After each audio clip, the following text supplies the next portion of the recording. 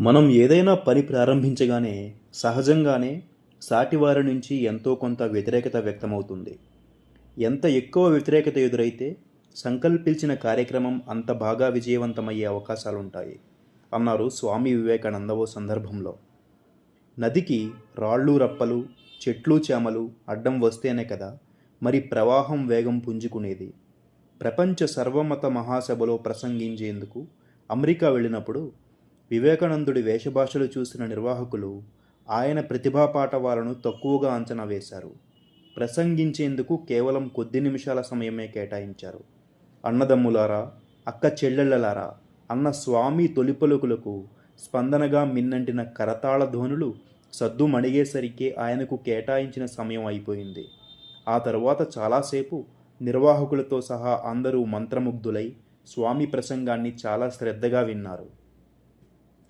సవాళ్లను అవకాశాలుగా మార్చుకోగలిగితే విజయం అదే లభిస్తుంది. అలాగే సమయోచితంగా స్పందించకపోతే కోరి అనర్థాలను తెచ్చుకున్నట్లవుతుంది. శ్రీకృష్ణ పరమాత్మ శాంతిదూతగా కౌరవ సభకు వెళ్ళాడు. భీష్ముడు, ధృతరాష్ట్రుడు, విదురుడు, ద్రోణాచార్యుడు తదితరులు అక్కడ శ్రీకృష్ణుడికి గౌరవ మర్యాదలు ఇచ్చారు. దుర్యోధనాదులు మాత్రం ఆయన పట్ల అమర్యాదకంగా నడుచుకున్నారు. ఫలితంగా మహాసంగ్రామం తప్పలేదు. దౌత్య సమయంలో దుష్టచతుష్టయం తప్పుడు స్పందన ఒక వంశం నాశనానికి కారణమైంది. ఇంద్రుడు ఇచ్చిన కాంచనమాల ప్రభావంతో వాలికి ఎదురుగా పోరాడే వారి సగం బలం అతడికి సంక్రమిస్తుంది. వాలి కిష్కింద నుంచి తరిమేయడంతో సుగ్రీవుడు అనుచరులతో ఋష్యముఖ పర్వతంపై నివసిస్తున్నాడు.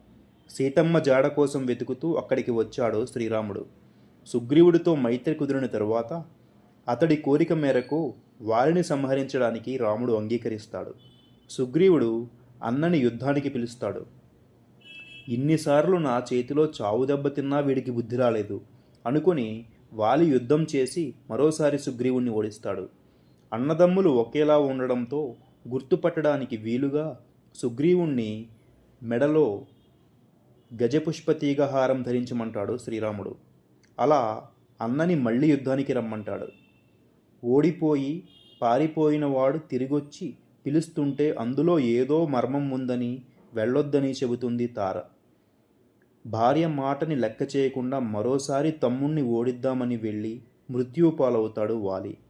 మన ప్రవర్తన, మాట తీరు సమయ సందర్భాలకు తగినట్లుగా ఉండాలి. అప్పుడే మర్యాద, మన్నన లభిస్తాయి. ప్రమాదాలు తప్పుతాయి. పట్టుదుస్తులు కట్టుకొని పరామర్శకు వెళ్ళలేం. వేడుకలకు వెళ్ళేటప్పుడు ఉన్నంతలో మంచి దుస్తులు ధరించి వెళ్తాం.